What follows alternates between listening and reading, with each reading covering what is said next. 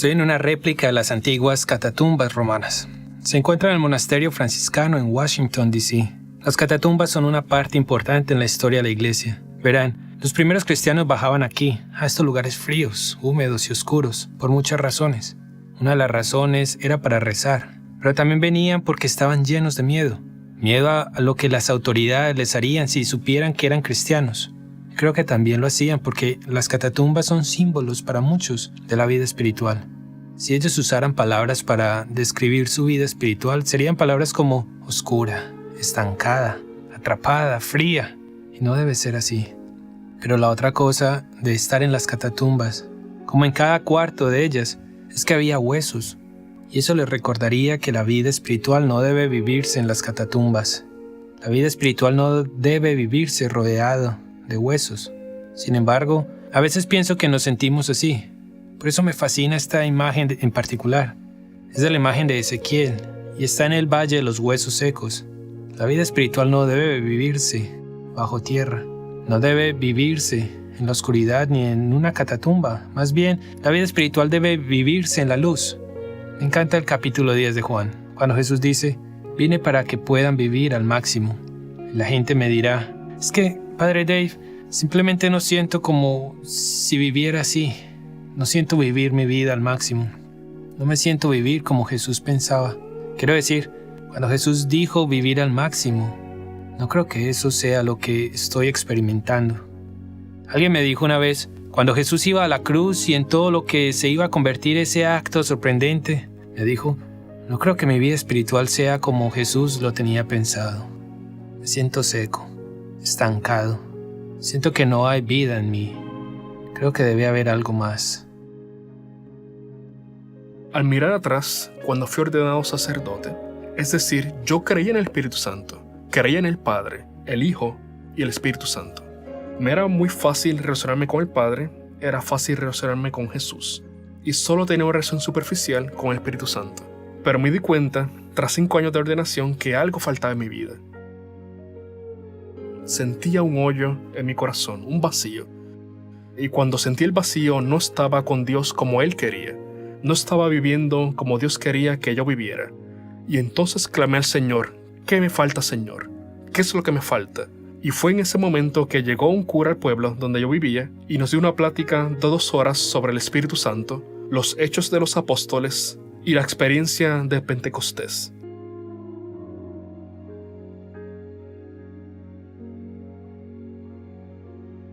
Y supe entonces que eso era lo que me faltaba en mi vida: el señorío de Jesucristo y el poder del Espíritu Santo. Debe haber algo más y la gente me lo dice todo el tiempo, que tiene que haber algo más en su vida espiritual.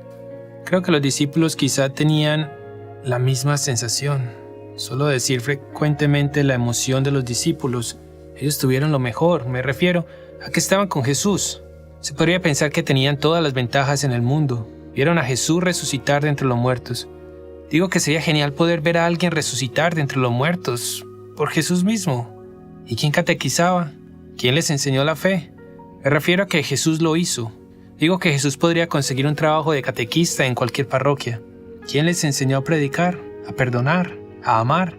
Es decir, tenían todas las ventajas, pero entonces, después de su resurrección y antes del Espíritu Santo, ¿dónde los encontramos? Los encontramos en un cuarto cerrado. Hace 2 años escribí un libro titulado Libertad Espiritual, pero en un capítulo en particular hablaba del Espíritu Santo y recurría a muchos teólogos, pues decía: Jesús no es suficiente. Y hay algo extraño sobre esa idea, ¿eh? Quiero decir, ¿qué significa que Jesús no es suficiente? Claro que es suficiente. Bueno, y compartí esto con teólogos y me dijeron: claro que tienes razón, que Dios es trino, que Jesús se muestra y se nos revela, pero también hay algo más que eso. También está Dios, que se revela como Padre y también como el Espíritu Santo. Los discípulos, con la ventaja de ver cosas increíbles, de estar con Jesús, aún así, los encontramos tras su muerte y resurrección, en una habitación cerrada con llave. Ahí es donde la vida espiritual de muchos está, encerrada en un cuarto. Y la vida espiritual no debe vivirse en un cuarto cerrado. Las Escrituras dicen que el cuarto, que todo, estaba cerrado por miedo y así son nuestras experiencias. Nos sentimos atrapados y secos y estancados y todas las cosas, y debe haber algo más. Creo que los discípulos vivieron eso. Oré por liberar completamente los dones del Espíritu Santo en mi propia vida. Recé porque Jesús fuera el Señor de mi vida, por entregarme mi vida al Señor, y empecé a darme cuenta cómo cambió mi vida en el ministerio. Cómo Dios me permitió ver el ministerio de manera diferente. Y llegué a apreciar el señorío de Jesús y el papel del Espíritu Santo. Y así, mirando hacia atrás, creo que pude estar equivocado. Yo creo que si no me hubiese pasado, hoy no sería sacerdote.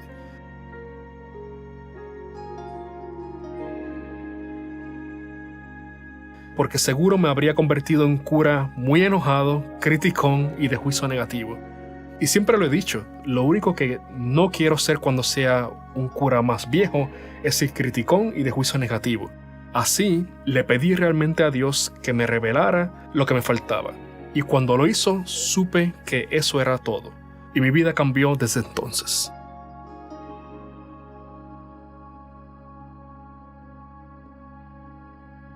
El Espíritu Santo estaba presente y fui bautizado no solo con agua, sino con el Espíritu Santo. Él estaba en mí. Él me transformaba y estaba presente. Fue maravilloso, casi demasiado, casi como decir, Señor, ¿puedes alejar tu presencia? Tenía en mi mente la idea de la enorme paloma del Espíritu Santo sobre mí, siguiéndome durante 3 días. Literalmente lo podía ver con los ojos en mi mente. Con todos los que me encontraba, ahora los veía de una forma diferente. Esta novedad de la vida era real y la presencia del Espíritu Santo era casi demasiado para mi corazón. Si miramos las Escrituras en los Hechos de los Apóstoles, cuando primero los discípulos vivieron el Espíritu Santo, las Escrituras son muy poderosas. Dice, esperen la promesa del Padre, de la cual les he hablado. Dicen que cuando se reunieron, Jesús llegó y dijo, vayan a Jerusalén y esperen la promesa del Padre. Cuando Jesús habla sobre esperar la promesa del Padre, quizás no se habían dado cuenta que se refería a lo dicho antes en el capítulo 11 de Lucas, que dice, pues si ustedes, aun siendo malos, saben dar a sus hijos cosas buenas, ¿cuánto más el Padre del cielo dará el Espíritu Santo a quien se lo pida? Entonces dice, vayan y esperen por la promesa del Padre. Ese vacío, ese miedo que tienen, no siempre será así, no tiene que ser así. Entonces, vamos a las Escrituras y el siguiente capítulo, el capítulo 2 de los Hechos, y en verdad es una escena familiar para todos, la hemos oído muchas veces. Pero imaginen esto, ¿ok? Ellos están en este cuarto, las puertas están cerradas, tienen miedo porque no quieren que lo que le pasó a Jesús le pase a ellos. Así que tienen miedo, y en medio de eso, en Hechos de los Apóstoles dice que llega un viento fuerte. Imaginen lo que eso significa. Probablemente los asustó un momento, pues cada ruido los ponía nerviosos. El viento fuerte, y luego las Escrituras dicen lenguas de fuego. Es decir, debe haber sido extraordinario. Lenguas de fuego que caen del cielo. Cuán grande y cuán increíble sería eso. Si yo fuera Dios, y esto debe asustar a todos, si no tienen nada que agradecer a Dios, agradezcan que no soy Dios. Pues no sería un Dios bueno, sería malo, mucho más hiriente. Pero si yo fuera Dios, habría mucho más fuego. Quiero decir, habría fuego con cada sacramento. En la misa, tan pronto se rompa el pan, caería fuego. En un matrimonio, tan pronto se den los votos, caería fuego. Bautizo, no sé exactamente cómo funcionaría, pero habría más fuego si fuera Dios. Las Escrituras dicen que les caían lenguas de fuego. Luego sigue, y la multitud se quedó asombrada y sorprendida. Y seguro lo estaban al ver este hecho increíble, porque algo pasó en ese cuarto que cambió a los discípulos. Y eso mismo debe sucederles a ustedes y sucederme a mí. Sentir el Espíritu Santo que me cambia y no vivir mi vida espiritual en un cuarto con miedo, sino vivir de frente y tomar el mundo vivo, lleno de alegría y la presencia y el poder de Dios. Lo que les haya pasado a esos discípulos debe pasarme a mí, tiene que pasarle a ustedes. Que las lenguas de fuego y el poder de Dios que caigan sobre nosotros. El Espíritu Santo está en nosotros, pero realmente su vivencia es diferente porque Él siempre nos llena de una manera nueva. Definitivamente no es algo de solo una vez. La idea que el Espíritu Santo llega y ya no es así. Hay un bautismo en el Espíritu, pero hay muchas formas de llenarnos, porque el Espíritu Santo nos llena una y otra vez. Y pienso todas las veces que me llenó de manera diferente, y espero lo que el Señor hará en mí en el futuro. porque a veces creemos que vivimos algo y es tan profundo que, bueno, nada volverá a ser igual. Pero Dios siempre nos atrae más profundo. El Espíritu Santo siempre nos atrae más profundo. Él es siempre creativo en la forma de atraernos y se nos presenta de manera profunda. Pero aquí está el asunto. Se va a ver diferente. No va a ser exactamente lo mismo para todos. Por eso me encanta cuando ven el capítulo 20 de Juan, porque otra vez Jesús les envía al Espíritu Santo, pero esta vez es diferente.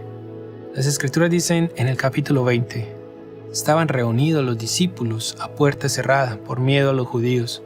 Entró Jesús en medio de ellos y les dijo, la paz esté con ustedes.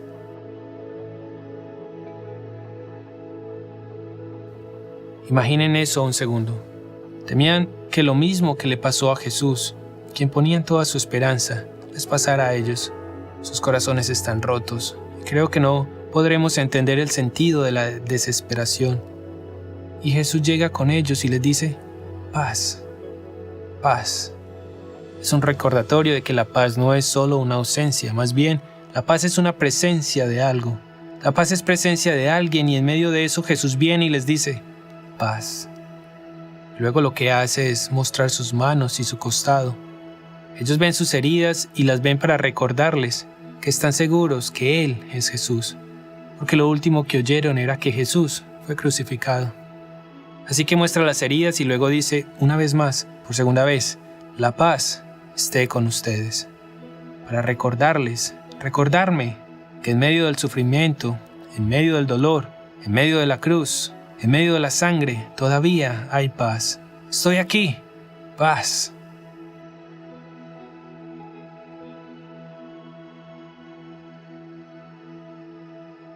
Y por último Jesús les dice, como el Padre me mandó a mí, así los envío yo también. Dicho esto, sopló sobre ellos y les dijo, reciban el Espíritu Santo. No hay lenguas de fuego, no hay viento, solo paz. Paz y un aliento.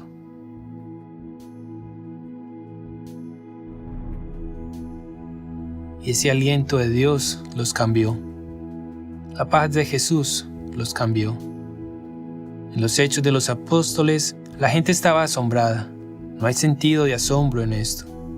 Tal vez la gente necesita lenguas de fuego para asombrarse, pero los discípulos de Jesús, se asombraron y cambiaron con un simple aliento. Piensen, yo solía pensar que la vida en el Espíritu Santo era para los grandes momentos. Ustedes saben, en lo que se refiere a elegir la vocación o recibir una gran misión y ser fieles a esto.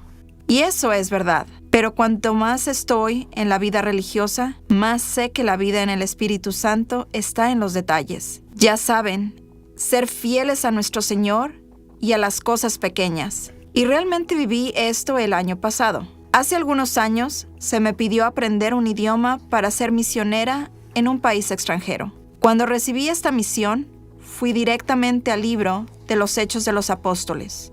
Oraba y pensaba en el Hecho 1, versículo 8. Recibirás la fuerza cuando el Espíritu Santo venga a ti, y serás mi testigo en los confines de la tierra. Y serás mi testigo en los confines de la tierra. Así que pensé, aquí vamos, Señor. Para esto me creaste, para ser misionera de personas extranjeras. Y tu espíritu me llenará y va a ser grandioso. Y es verdad, pero cuando llegué a esta tierra extranjera y hablaba su lengua y mi zona de confort se había ido, fue una oportunidad real para decir, ven Espíritu Santo, en las pequeñas cosas diarias. Como pueden ver, el aliento de Dios está actualmente en todas las Escrituras. Encontramos en Génesis, en el segundo capítulo del Génesis, cuando Dios está creando a la humanidad, dice, entonces Dios formó al hombre del polvo de la tierra. Así que hay esta gran hermosa imagen de Dios que baja y toma polvo y forma la humanidad, forma nuestros brazos y piernas. Luego, las Escrituras dicen que Dios tomó la humanidad del suelo y sopló en su nariz el aliento de la vida. Me encanta esta intimidad, que Dios toma algo, entonces un cuerpo sin vida, y Él lo lleva así a sí mismo y le da un soplo de vida. Y dice, sopló en su nariz. Él sopla vida en el hombre. Es decir, en mi vida esta ha sido mi historia tantas veces, estar sin vida. Digo que me siento como un cuerpo que camina pero sin vida, y el Espíritu de Jesús sopla vida. El Espíritu de Dios nos da vida. Job experimentó exactamente las mismas cosas. El Espíritu de Dios me hizo y el soplo del Omnipotente me dio vida. O esa escena de Ezequiel donde Ezequiel está sentado sobre el gran valle y el valle está lleno de huesos secos. ¿Y quién no se ha sentido como huesos secos alguna vez? Y Dios dice que le puede dar vida a estos, y Ezequiel, yo no sé, tú eres Dios, tú dime. Y Dios dice, Ezequiel, sopla vida a estos huesos, y en estos huesos Dios se mueve a través de Ezequiel y da un soplo de vida. Los huesos comienzan a vibrar y cobran vida. Esa es mi historia, es tu historia. Es la que cada uno en algún momento ha tenido la experiencia de los huesos secos. Y Dios quiere dar vida a la sequedad de nuestro corazón. Un soplo de vida al miedo en mi corazón. Un soplo de vida en mi pasado porque a menudo no estoy vivo y me siento atrapado por mi pasado. O lo que sea ese cuarto que nos atrapa con ira, frustración, daño, arrepentimiento, pecado y quebrantamiento y todo eso.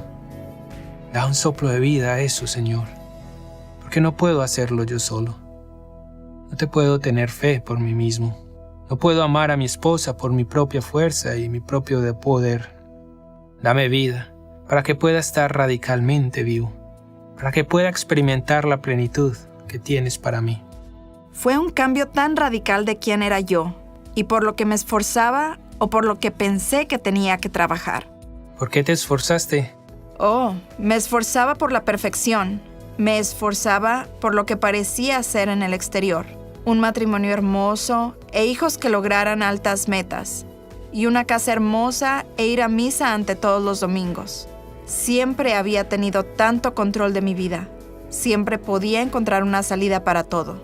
Fue realmente la primera vez que no pude hacerlo.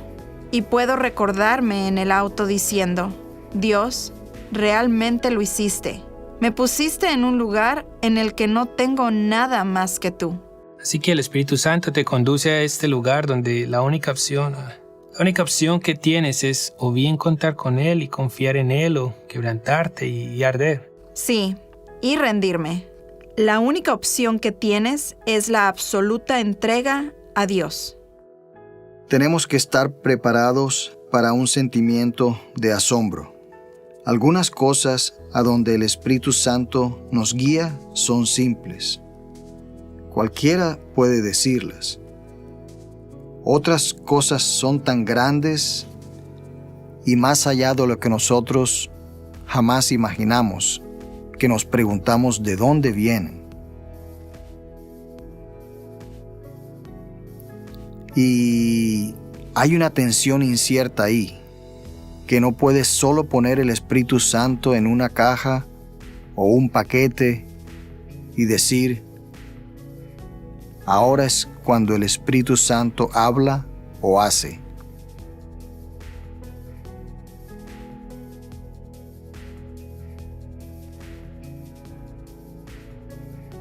Ahora el Espíritu Santo vendrá con poder como Dios quiere que venga con poder. Pero la realidad es que tantas veces digo al Espíritu Santo y la gente viene a mí y dice, Padre, nunca he oído esto. Es como el texto de los Hechos de los Apóstoles. Las Escrituras dicen, Pablo recorrió las regiones del interior y llegó a Éfeso. Allí encontró a algunos discípulos y luego los dice, ¿recibieron ustedes el Espíritu Santo cuando creyeron? No, ni siquiera hemos oído hablar del Espíritu Santo, respondieron. Creo que esta es la historia de mucha gente. Digo, quizá piensan en el Espíritu Santo, la confirmación, la paloma, ese tipo de cosas. Pero este Espíritu Santo que viene empoderado, este Espíritu Santo que viene con el aliento de vida, eso simplemente no es una experiencia de mucha gente. Lo que más recuerdo es que la gente se acerca y me dice, Padre Dave, nunca he oído hablar de tal cosa. Es trágico. Lo que necesitamos es el aliento de vida del Espíritu Santo. No podemos hacerlo por nosotros mismos. No podemos vivir esta vida por nosotros mismos.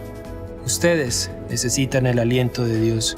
Yo necesito el aliento de Dios. Así que este es mi desafío. Aquí va mi invitación para ustedes hoy. Digamos 5 veces.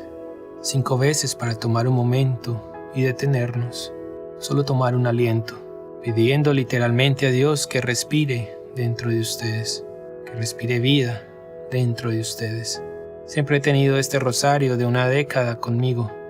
Lo que digo es que a menudo solo rezo, ven Espíritu Santo, ven Espíritu Santo.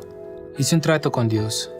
Cuando paso las cuentas del rosario a través de mis dedos, mi oración es, ven Espíritu Santo. Así que aquí está mi invitación para ustedes. 5 veces hoy. Deténganse, respiren y digan 10 veces, Espíritu Santo, ven, ven, Espíritu Santo. Háganlo 10 veces y luego sigan. Luego paren, háganlo 10 veces más y cada vez digan, da vida a estos huesos secos. Y ahora la otra cosa.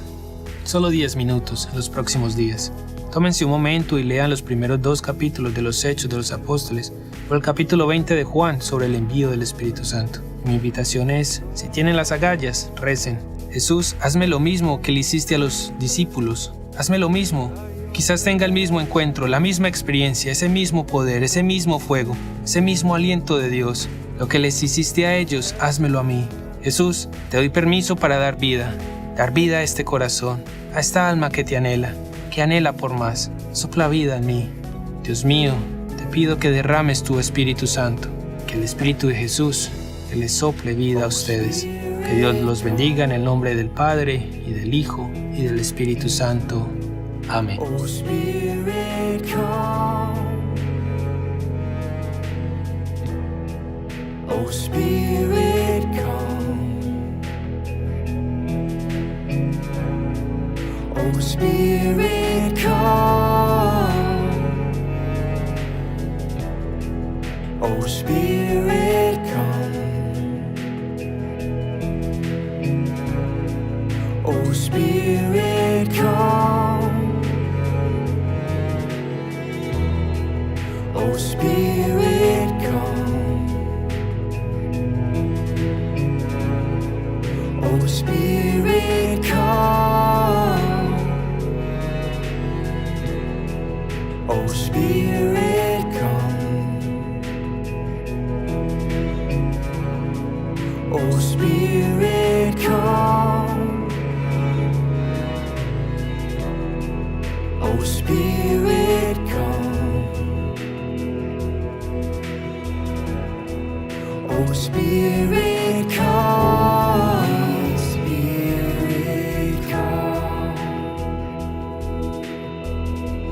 Oh Spirit, come.